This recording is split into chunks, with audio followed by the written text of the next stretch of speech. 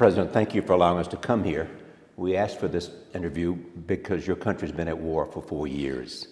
It is a humanitarian crisis, perhaps the worst on the planet right now. 200,000 Syrians have died, 4 million refugees, 10 million have left their homes, life expectancy is down, 50% of your country is occupied by hostile forces. It's become a battleground for outside forces. What's next?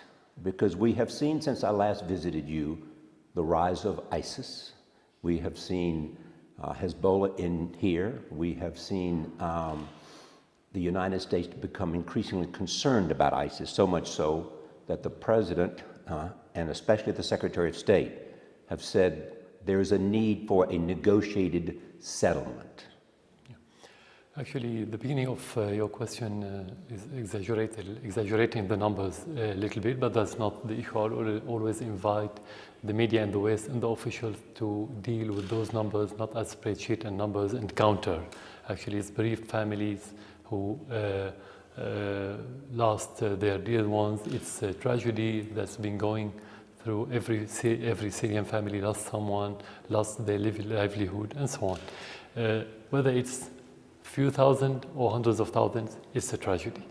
What's next? Actually, every conflict should end up with dialogue, with political solution between the different parties, and that's what we have been doing in Syria during the last 2 years, dealing directly with the militants, and we succeeded in making some reconciliations. Regarding the rise of ISIS, in the context of events in Syria during the last 4 years, ISIS didn't rise suddenly. It's impossible for such bigger than what we call organization and smaller than state to appear suddenly with all these resources, financial resources, human resources, without support from the outside and without being prepared to gradually or incrementally for a long time before the sudden rise during last summer. So the rise of ISIS is not a precise word because it didn't happen suddenly. It was a result of event that happened at the beginning of the conflict that we mentioned in our statements many times, but no one in the West has listened to. If I want to mention the statement of Kerry regarding the dialogue, I would say what we have in Syria so far is only a statement. Nothing concrete yet, no facts, no new reality regarding the political approach of the United States toward our situation, our problem, our conflict in Syria. But as principle, in Syria we could say that every dialogue is a positive thing. And we're going to be open to any dialogue with anyone, including the United States, regarding anything based on mutual respect. And without preaching the sovereignty of Syria. And as principle, I would say that this approach, new approach of the United States toward not only Syria, toward anyone, to make dialogue regarding any issue is a positive thing, but we have to wait for the reality. What kind of communication is there between your government and the American government? There's no direct communication. None at all? No direct. No conversations about what kind of settlement might take place? No conversations about how to fight ISIS? Nothing yet. That's why the United States... Nothing yet? Nothing yet. Till this moment, no. Nothing. Would you like to have that happen? Any dialogue is positive, as I said, in principle, of course, without preaching the sovereignty of Syria, especially regarding the fighting of terrorism. The way we defeat terrorism, that's a very important issue for us at this moment. But the question is, what are you prepared to do? It is your country that is suffering. What are you prepared to do in terms of negotiations? If part of that is to see a transition government of which you would give up power, would you be willing to do that? Anything regarding the Syrian internal politics should be related to the Syrian people, not to anyone. We're not going to discuss with the Americans or with anyone what are we going to do regarding our political system, our constitution, or our laws, or our procedures. We can cooperate with them regarding fighting the terrorism and making pressure on different countries like Turkey and Saudi Arabia and Qatar and some of their allies in Europe that supports the terrorists politically and financially and by military means. This cannot end militarily. Do you agree with that? Yeah, definitely. Every conflict, even if it's a war, should end with a political solution. But then draw me a roadmap that you have for a political solution. Yeah. What does it look like? You have different levels. You have the internal levels, you have the regional, you have the international, and you have different means at the same time. The most important part is the local. The local part should have two things: a dialogue between the Syrians about everything, the political systems and any other details that could be beyond this, about the future of the country, of course. Second, make direct dialogue with the militants, as we did during the last 2 years, in order to give them amnesty and they give up their armaments and go back to their normal life. When you say militants, who do you mean? Some of them are terrorists, some of them are people who were implicated by the events for different reasons. So whoever carry a gun and try to destroy the public infrastructure or attack people or cause any harm or breach the law in Syria, that's the militant. But so much of the power is in your hands to engage in the process. I mean, if they demand that you step down before they negotiate, that's unacceptable to you. By the militants, you mean?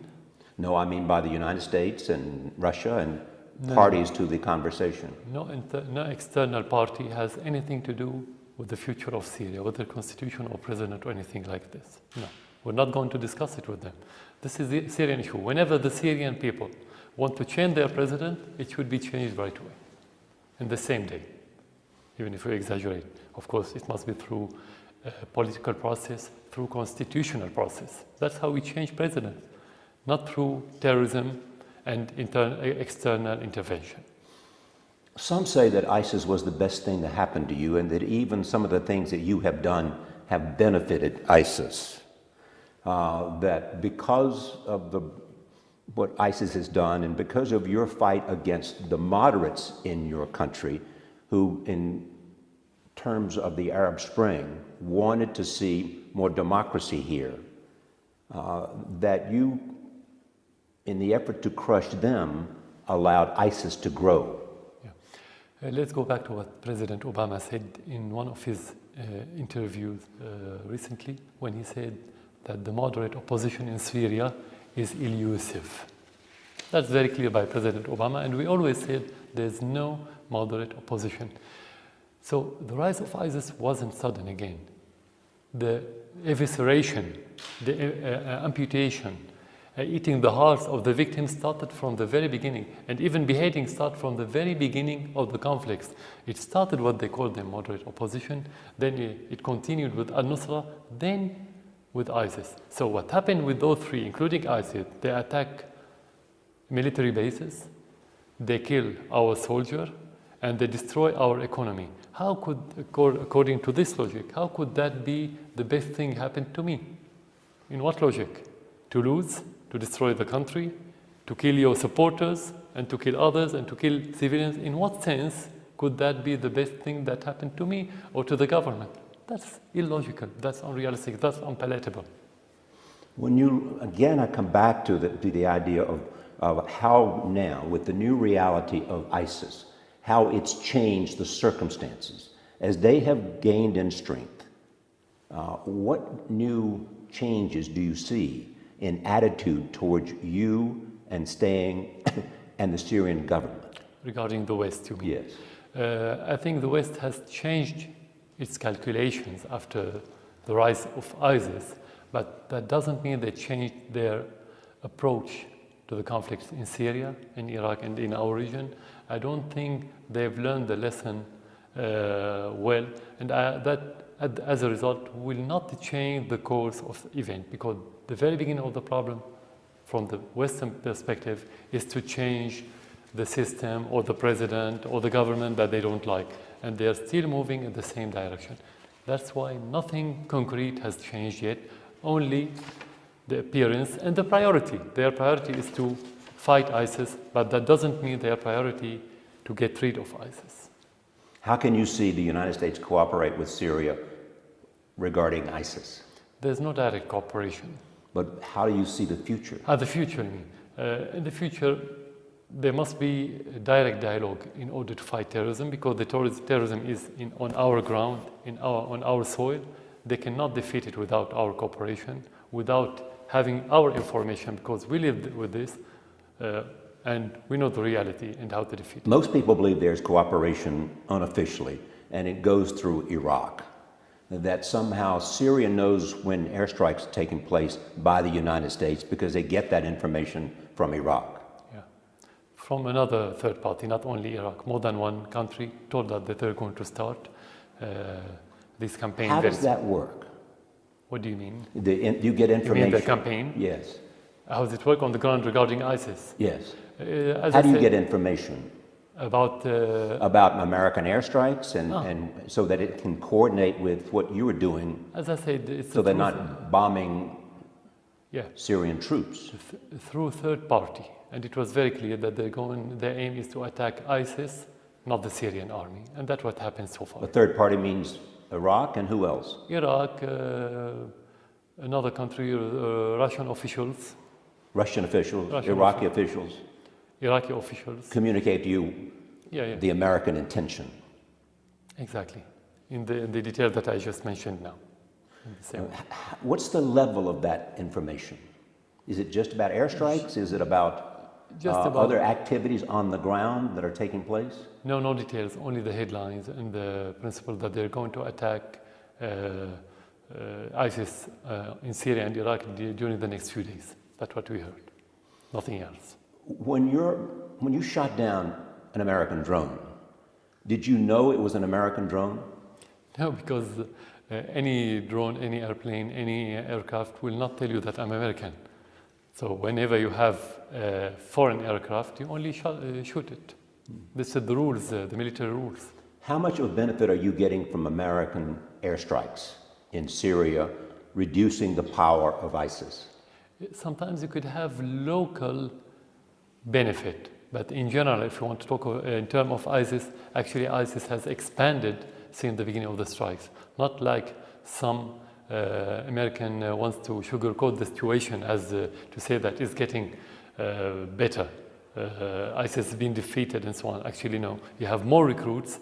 Some estimates that they have 1,000 recruits every month in Syria and Iraq. They are expanding in Libya, and many other Al-Qaeda affiliates organizations have announced their allegiance to ISIS.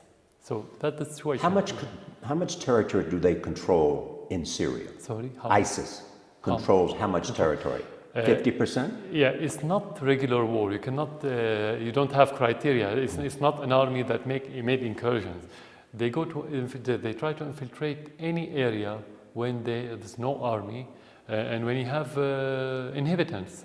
The question how much incubator they have. That's the question. How much hearts and minds they won so far. How much of that? How do you measure that? You cannot measure it, but you can tell that the majority of the people who suffered from ISIS, they are supporting the government. And of course, the rest of the Syrian people are afraid from ISIS. And I don't think they win. I think they lost a lot of hearts and minds. They've lost a lot. They've lost. Except the very ideological people who have Wahhabi state of mind and ideology. Explain to me why people are fleeing to go to refugee camps in Jordan and Turkey. What are they fleeing from? Actually, those the Syrian army?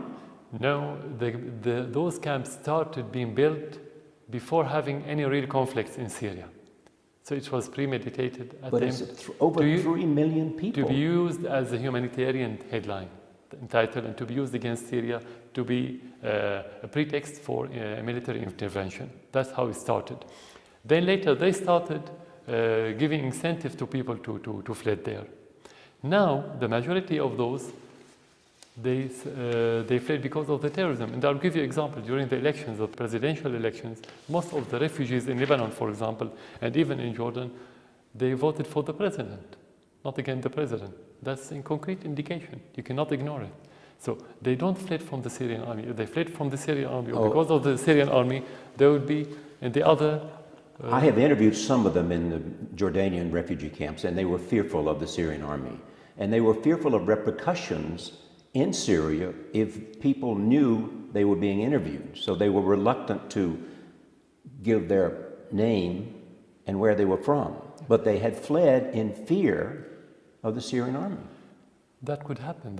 Of course, you have different kind of people. You have different perceptions. You have that perception. Now, we don't say that everybody fled just because of the terrorists. Some people, they fled just because of the situation. Not from the Syrian army, nor from the terrorists. They want to go to a safer place. So they have different reasons for the refugees. There's another number that is alarming to me. It is that 90% of the civilian casualties, 90% come from the Syrian army. How did you get that result? That was a report that was issued in the last 6 months. Okay, as I said earlier, the war is not traditional war. It's not about capturing land and gaining land. It's about winning the hearts and minds of the Syrians. We cannot win the heart of minds of the Syrians while we are killing Syrians. We cannot sustain 4 years in that position as a government and me as president, while the rest of the world, most of the world, the great powers and the regional power are against me and my people against me. That's impossible. I mean, this logic has no leg to stand on. So this is not realistic, and this is against our interest as government is to kill the people. What do we get? What's the benefit of killing the people? Well, I mean, the argument is that there are weapons of war that have been used that most people look down on with great. One is chlorine gas. They believe it has been used here. They said there is evidence of that, and they would like to have the right to inspect to see where it's coming from. Mm-hmm. As you know, barrel bombs have been used, mm-hmm. and they come from helicopters. And the only people who have helicopters is the Syrian army. And so those two acts of war, which the society looks down on as let me fully answer this. Barbaric acts. It's very important. This is part of the malicious propaganda against Syria. First of all, the chlorine gas is not military gas. You can buy it anywhere. And but it can be weaponized. No, because it's not very effective. It's not used as military gas. That's very self-evident. Traditional armament is more important than chlorine. And if it was very effective, the terrorists would have used it on a larger scale. Because it's not effective, it's not used very much. Then why not let somebody come in and inspect it, see whether it's been used or not? You'd be happy for that? Of course. We always ask a delegation, impartial delegation, to come and investigate. But I mean, logically and realistically, it cannot be used as a military. This is part of the propaganda because, as you know, in the media, when it bleeds, it leads. And they always look for something that bleeds, which is the chlorine gas and the barrel bomb. This is very important, the barrel bomb. What are barrel bombs? They said barrel bombs as a bomb that kills people indiscriminately. This is not, because it doesn't aim.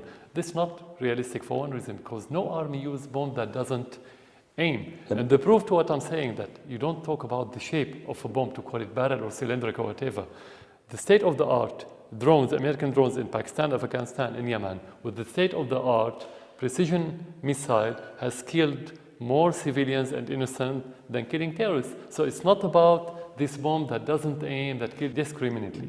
It's about the way you use it. But you're acknowledging then that you do use it. You do use barrel bombs. You're just saying there's no such a thing called barrel bombs. We have bombs. And any bombs is about killing. It's not about tingling people. It's most people understand what a barrel bomb is. I mean, they understand how it's put together, what's put inside of the barrel, and they understand how it's dropped from helicopters. No, we have a very good military industry for years, for decades in Syria. We don't have to make bombs, very primitive one, very malicious one. This bomb, this term was used only to demonize the Syrian army. That's it. This is part of the propaganda. If barrel bombs were used by the Syrian army, would you order the Syrian army to stop using barrel bombs? Again, what the barrel bomb is?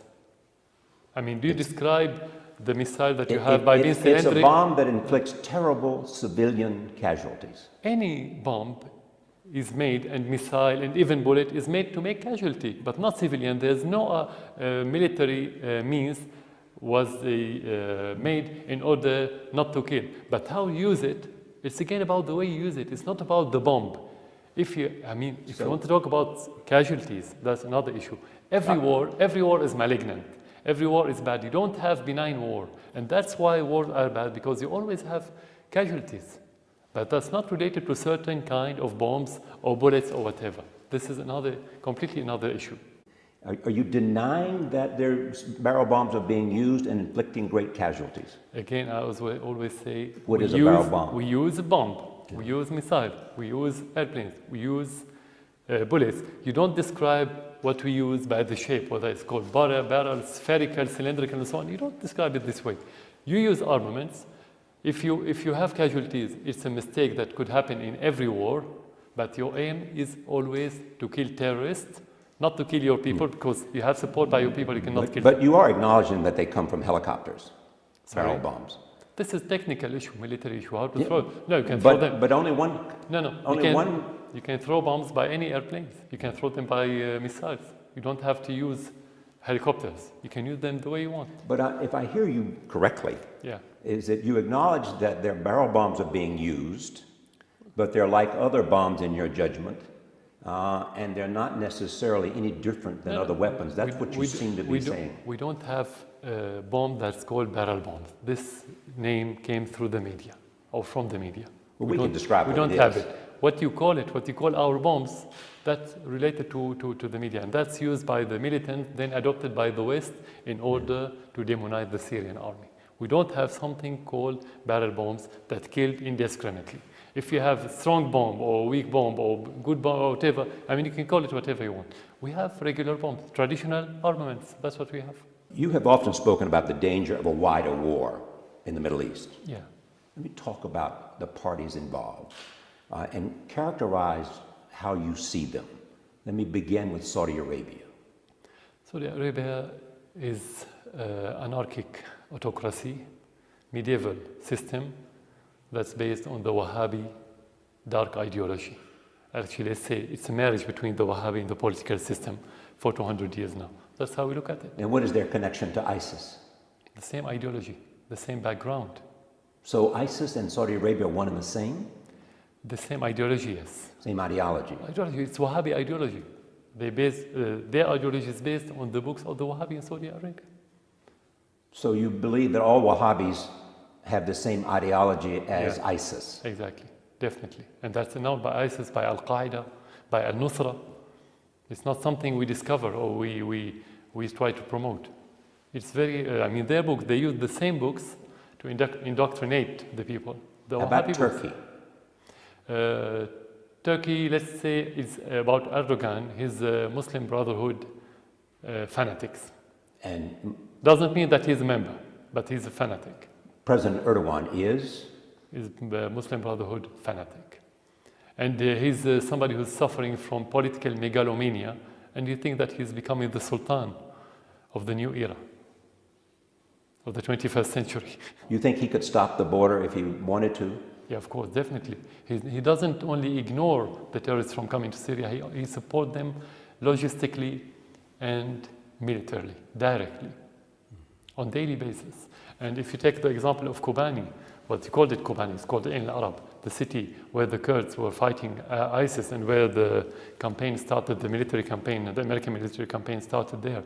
It took them 4 months to liberate that small city, not only because the airstrikes were cosmetics, as we said, but because of the direct support of the Turks to ISIS. They were supporting them directly? Directly. You were quoted as saying that the Syrian army could have eliminated ISIS in Kobani in 3 weeks. Actually, similar cities with the same terror and the same size were liberated in a few weeks, without even using the airstrikes. Why have you spent more time attacking Aleppo than Raqqa? But we didn't attack Aleppo. We tried to get rid of the terrorists everywhere. But were the terrorists in Aleppo or were they moderates? In Aleppo? Yes. No, you don't have any moderate militants in Syria. No moderate militants in Syria? No moderate. Again, go back Everybody, so the definition of a terrorist is what? Of terrorism?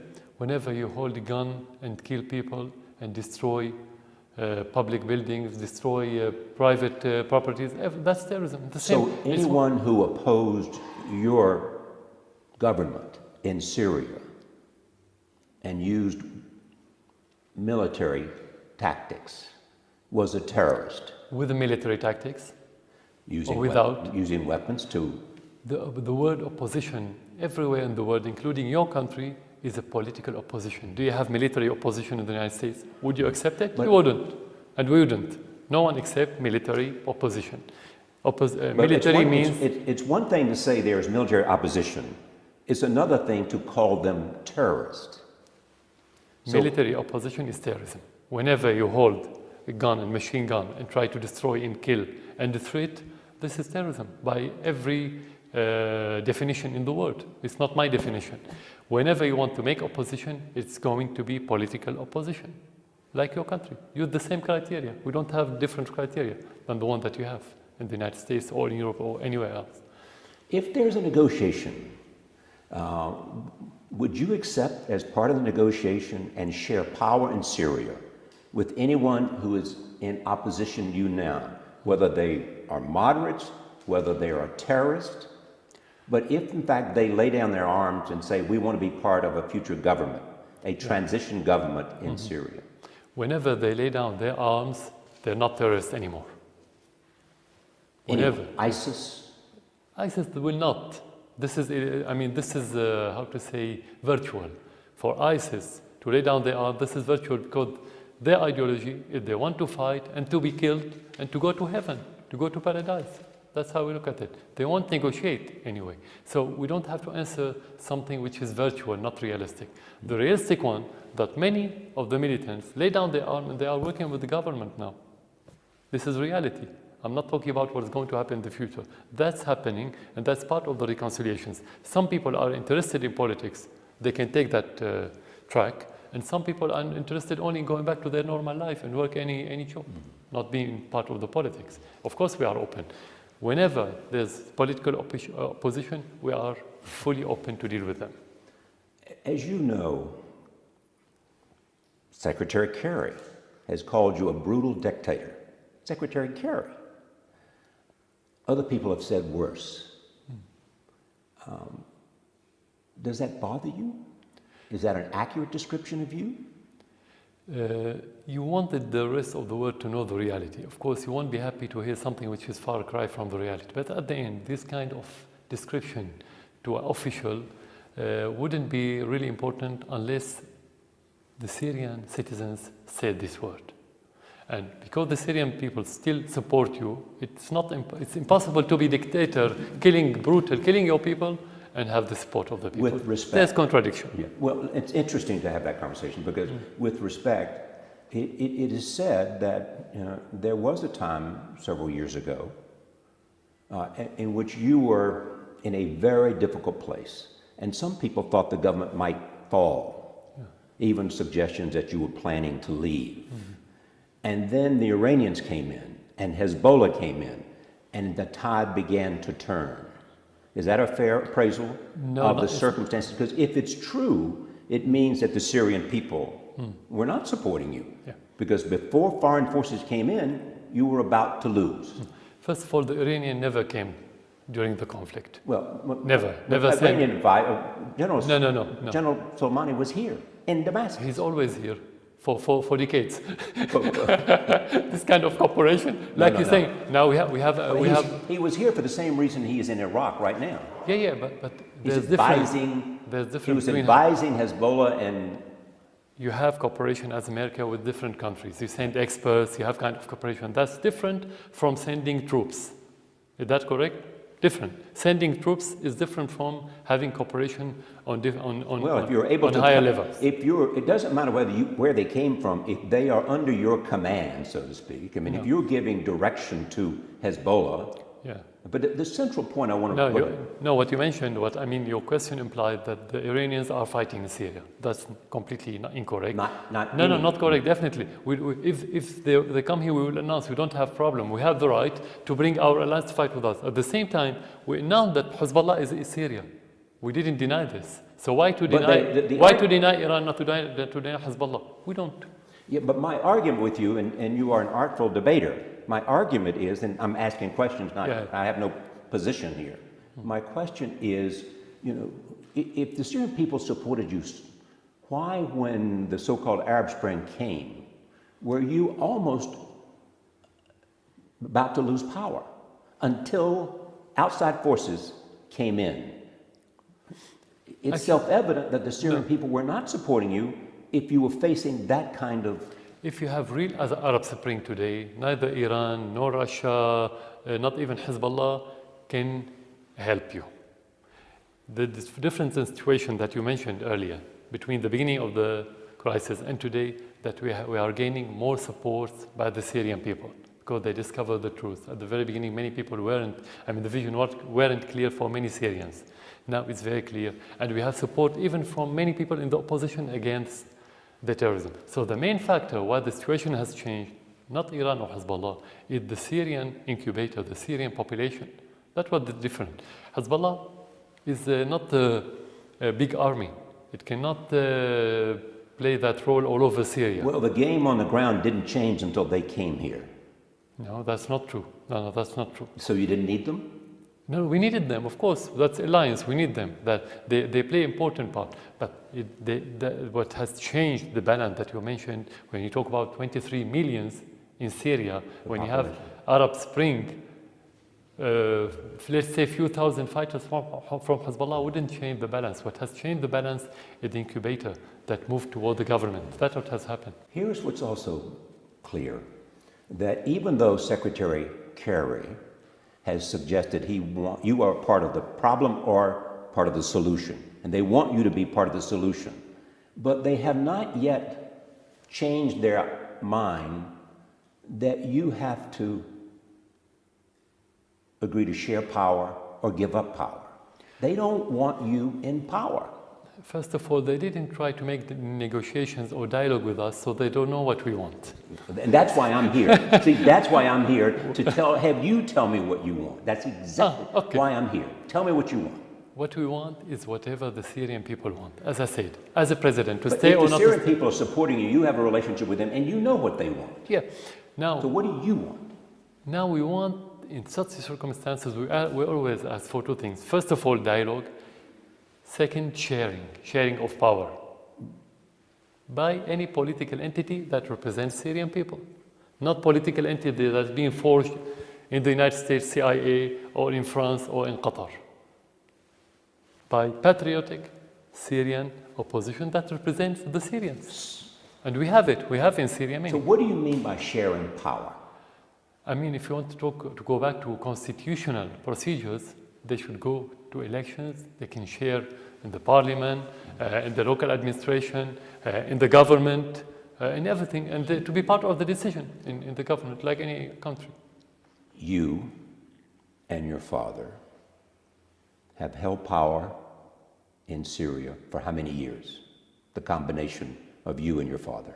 How many years? Is it a calculation of years? Yes. Or public support? No, years. There's a big difference. How long have you had? Years doesn't matter how many years. The question. Well, it does matter. No, what's matter for us, do the Syrians support these two presidents? Doesn't matter if they are father and son. We don't say George W. Bush is the son of George Bush. It's different. He's president, I'm president. He has support from that generation. I have support from these generations now. That's the question. How do you know Doesn't matter how many. It's not the family rule as you want to imply. It's not? No, it's not. No, it's not family rule. It has nothing to do with me being president. When he died, I was nothing. I was just in the army.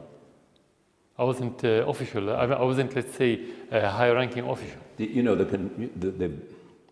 you know your family much better than I do.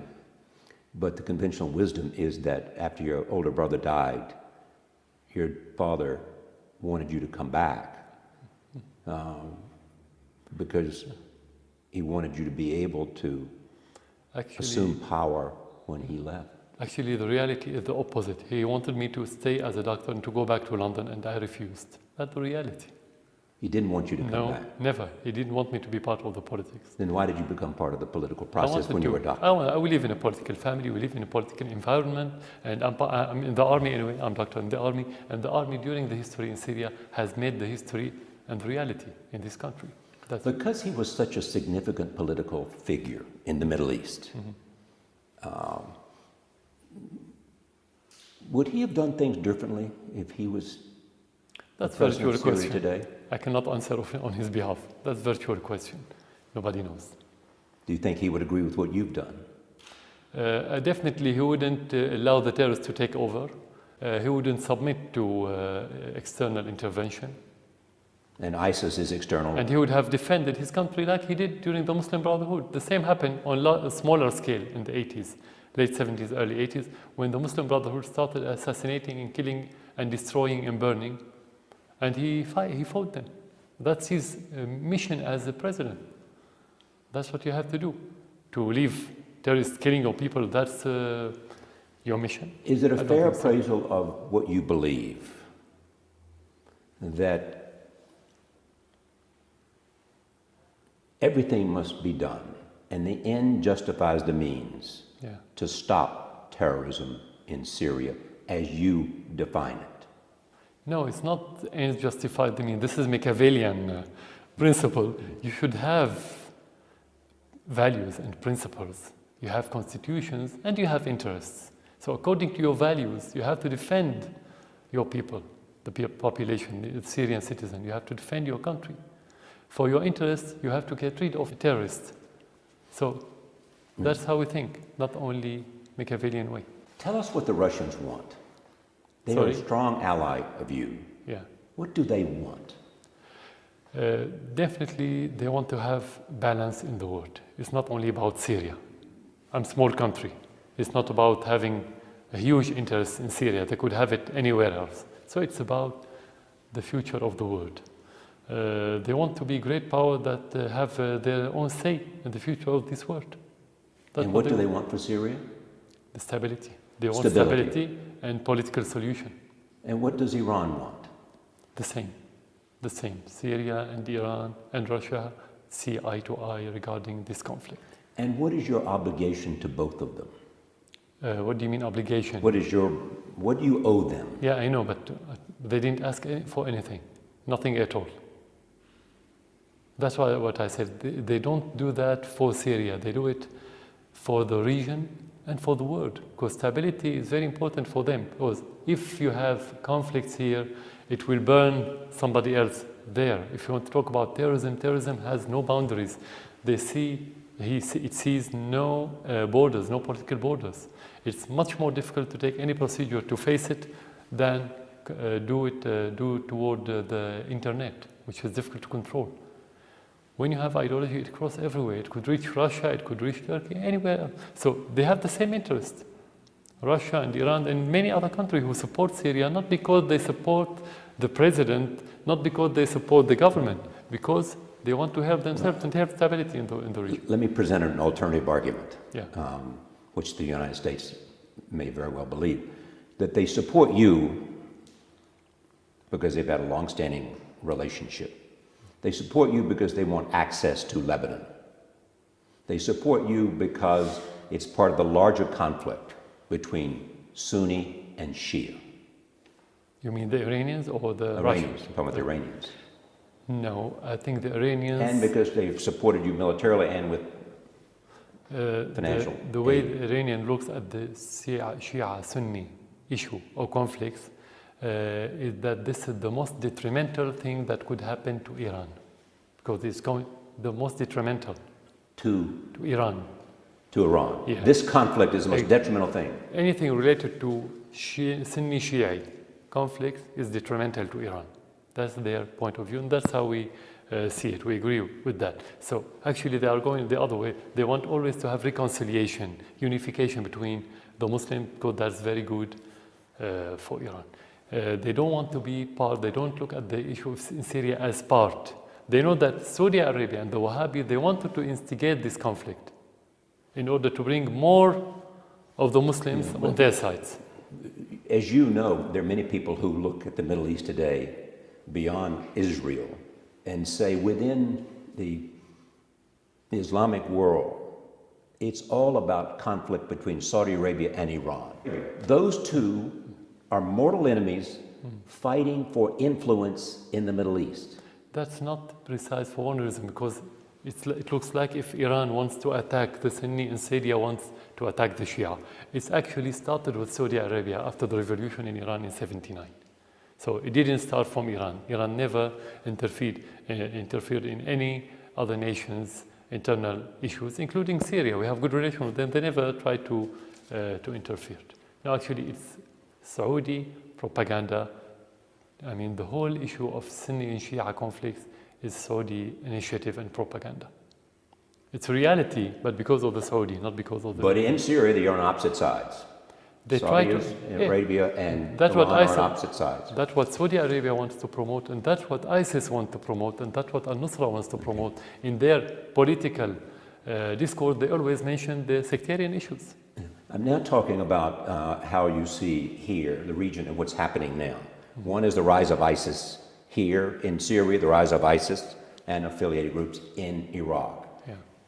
When you look at Iraq, the Iranians are supporting Shia militia in Iraq, and they've been a very effective fighting force. The United States is engaged in airstrikes.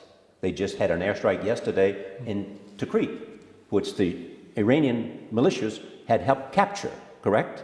Yeah, no, not everything is correct. What's not correct? It's not only Shia militia who are fighting. No, the now Iraqi many others joined. Right. So it's mixture now.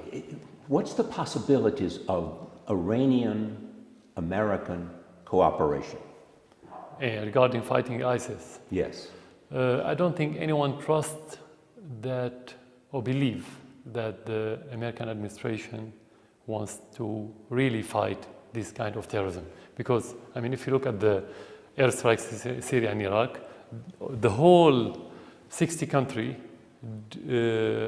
launch much less airstrike than only the Syrian army do on daily basis, much less. So they're not serious. Second, they only attack the northern part of Iraq. I mean, they attack the terrorists in the northern part of Iraq, not the rest of Iraq. Why did they join now? They want to get part of the cake if there's a victory against the terrorists, just to say that we fought terrorists and we defeated ISIS. Where were they during the last few months? They suddenly wanted to attack and... So what do you think Iran wants in Iraq? They want to get rid of the terrorists, definitely, and to have stability. How long do you think that'll take? No, nobody has any idea, because, you know, you have support from the outside. You have the support of the petrodollars of ISIS and many extremists in Iraq and in Syria. So how long that support will continue, we cannot tell. When you look at the future and you look at the battle ahead, how much of the conflict that's here today can the Syrian government withstand?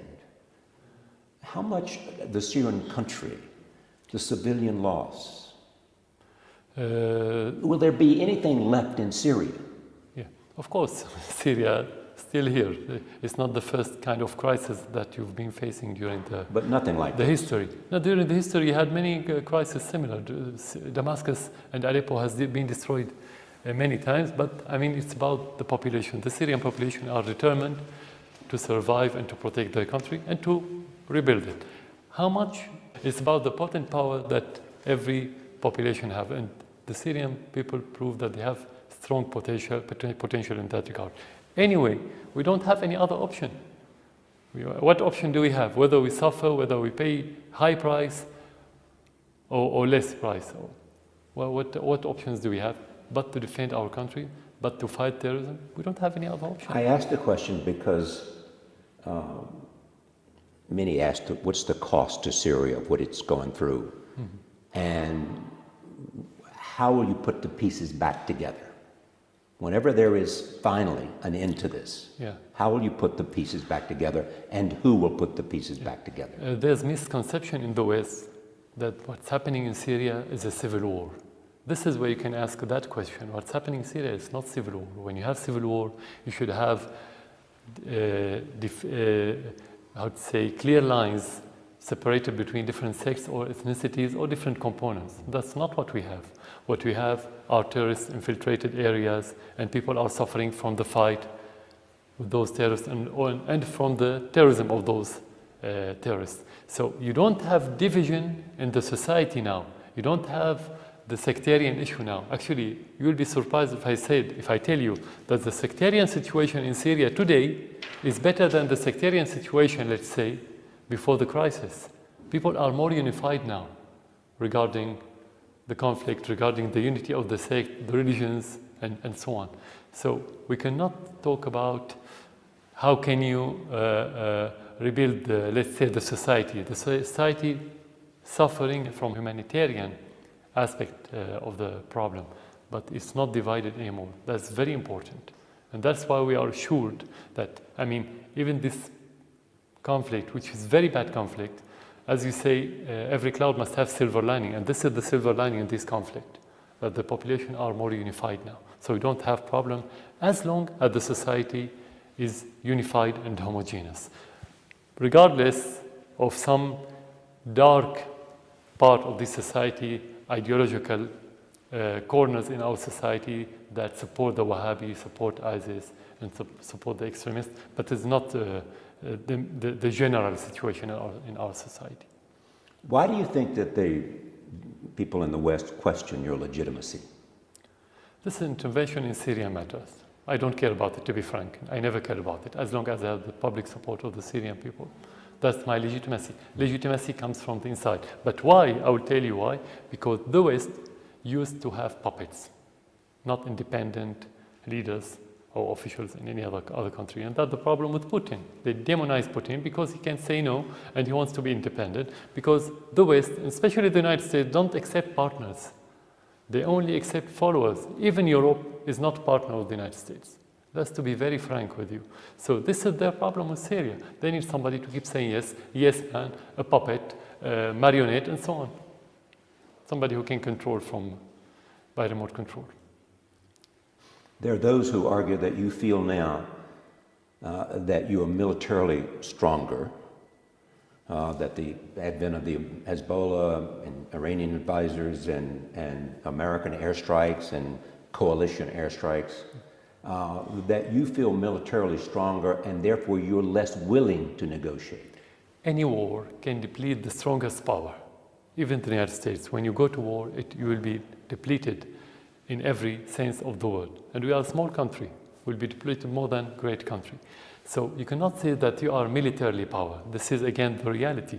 But you can say that you are politically power, because when you win the heart and mind of the people, the more support from the population, this is where you became more powerful. So what we achieved militarily, not because we are stronger militarily, because we have more support. And how much do you believe you may have some opportunity to win the hearts of the minds and hearts of the Syrian people because they fear ISIS more than anybody? We cannot ignore this reason, or this, let's and say, this ISIS factor. has changed the circumstances. Yeah. We cannot ignore that factor. We cannot ignore it. We don't say no. This is factor, but you have another factors. When you're transparent with the citizen, with the people, when you're patriotic, you work for their interest, they will support you even if they disagree with you politically. So we don't have support now from the traditional supporters. We don't have support because they don't oppose us. We have opposition who oppose our government in many aspects, economy, politics, political systems, and so on. But they know that we are working for this country, and when you have a war, it's time for unity, not time for division or recriminations, and so on. That's why I said we can have more support, and we've had it. We've already had it recently. What circumstances would cause you to give up power? When I don't have the public support, when I don't represent the Syrian interest and values. And how do you determine that? I have direct contact with the people. How could any... So you determine whether they support you? No, I don't determine. I sense, I feel, I'm in contact with them. I'm a human. How can a human make direct relation with the population? I mean, the war was very important lab for this support. I mean, they could have, if they don't support you, they could have and go and support the other side. They didn't. Why? I mean, that's very clear. That's very concrete. Some have argued to me that the majority of Syrians support neither the government nor ISIS. Some they don't support either. Either. No, don't support because the government or ISIS. I mean, this is like saying that ISIS is like the government. I don't think this is realistic. Even people who oppose the government, they oppose ISIS. That's how we say, look at it. That's the question, isn't it? Yeah. Even those who oppose the government oppose ISIS. Yeah. And the question is, how do you bring those two together? And what are you prepared to do, and what are they prepared to do? And how will you get those people who have a vested interest here, like the Russians and the Iranians and the Americans, to agree? Because very simply, they cannot put the government and ISIS on the same level. So it's not difficult for them to choose. They didn't choose. I mean, not to support the government doesn't mean to support ISIS. It means automatically they're going to be with the government against ISIS, but not with the government in other issues. It's opposition. I mean, you have point of view. But as I said, it's not time for division. Now you support the government. When you get rid of ISIS, then you oppose the government in your own way. You use political means. But which raises the question. But you cannot compare government with the terrorists. Which raises the question, can you destroy ISIS without coming together Exactly. with a united plan, with a common purpose? On the local level, sorry. Go ahead. On the local level, you are correct. You cannot destroy terrorists, not only ISIS. You have Al-Nusra front, which is as dangerous as ISIS. You cannot destroy them unless you are unified as a society. But again, ISIS now is not the Syrian case. ISIS in Syria, in Iraq, and Libya. So it's not enough to be unified on the local level. It's on the regional level and the international level, something we don't have yet. That's why defeating terrorism is going to be very difficult because of that situation. Something we don't have yet. So that's the question. Yeah. You don't have it yet. And how do you get it? Because that's the future. You are talking about more than one party. You are talking about the international parties, first of all, the United States, regional party, first of all, Turkey, which is our neighbor and playing a very negative role, Saudi and Qatar, and the local party. We would like to see this cohesion in fighting terrorism, but how can we convince them? We tried, maybe not directly because we don't have any direct channels with them, but that's how it should be. If they could see the reality and the future in a clearer vision, they wouldn't have this division. They would make dialogue with every country, including Syria, not because they support the Syrian president or the Syrian army. We don't need their support internally. It's about only fighting terrorism. You need to make dialogue. You cannot fight it. You cannot kill them and defeat them from the air. That's well known. It's foregone conclusion. That's true in Iraq or here. Anywhere. You can't defeat them from the air. No, you cannot. Do you want to see another conference like the Geneva conference that failed? Yes, and that's the aim of Moscow conference, next one. That's it? That's it, yeah. And what might happen there? That depends on different parties. I mean, I cannot talk on behalf of every party. For us as Syria, you should have principles to support, I mean, to agree about, let's say, some principles like unification of Syria, denouncing terrorism, something like this. And then sharing power? Sharing power, that's in the constitution anyway. I mean, sharing power is based on how much grassroots you have, how much of the Syrian you represent. You don't come and share power just because you want to share power. You should have public support. You have to be forced to. Sorry? You have to be forced to share power. Exactly. You have to represent them. So maybe if we reach conclusion and we reach agreement in Moscow, it could be as preparation to go to Geneva 3, for example. But it's still early to tell. I came here after Secretary Kerry had made his remarks. My impression once I got here is that when you heard those remarks, you were optimistic. The State Department backed back a little bit and said, we still think there needs to be a new government. But you were optimistic after you heard that. You believe there is a way for your government and the American government to cooperate and coordinate.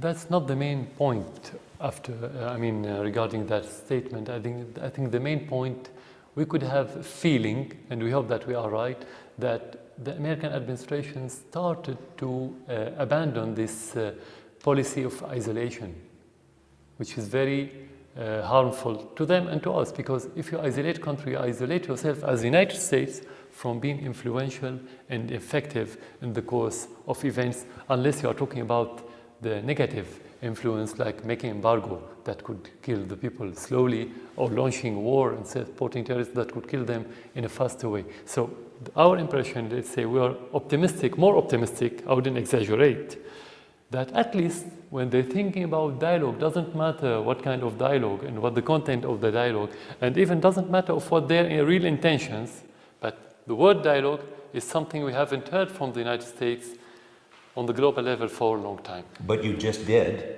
from the Secretary of State. We need to negotiate.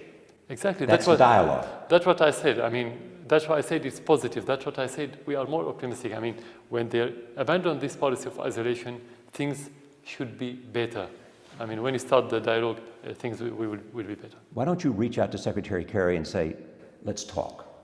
Are they ready to Let's talk. We are always open. We never close our doors. They should be ready for the talk. They should be ready for the negotiations. We didn't make the embargo in the United States. We didn't attack the American population. We didn't support terrorists who did anything in the United States. Actually, the United States did. We always wanted to have good relations with the United States. We never thought in the other direction. It's a great power. Not a wise person think of having bad relations with the United States. But can you have good relationship with a country that thinks you shouldn't be in power? No, this is not going to be part of the dialogue, as I mentioned earlier. This is not their business. We have Syrian citizens who can decide this, no one else.